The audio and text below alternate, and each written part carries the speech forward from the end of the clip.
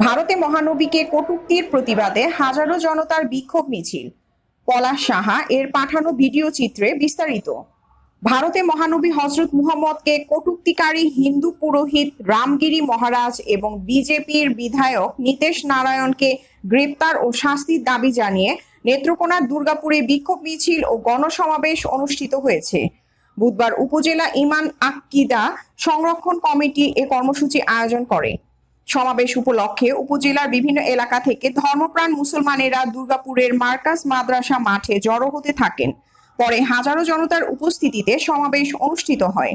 এতে প্রধান অতিথি হিসেবে বক্তব্য রাখেন বাংলাদেশ ঈমান আকিদা কমিটির উপদেষ্টা আল্লামা জিয়া উদ্দিন। অনুষ্ঠানে সভাপতিত্ব করেন মুফতি মামুনুর রশিদ। অনুষ্ঠান সঞ্চালনা করেন মাওলানা হাবিবুর রহমান।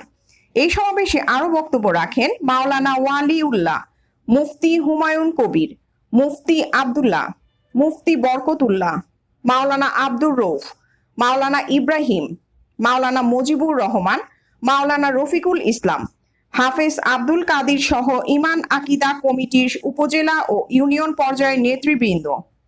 এই সমাবেশ শেষে হাজারো জনতার বিক্ষোভ মিছিল দুর্গাপুর পৌর শহরের প্রধান প্রধান সড়ক প্রদক্ষিণ করে। এ সময় বিভিন্ন স্লোগানে মুখরিত হয়ে ওঠে চারপাশ। পরে বিশ্ববাসীর শান্তি কামনায় দোয়া ও মোনাজাত করা হয়।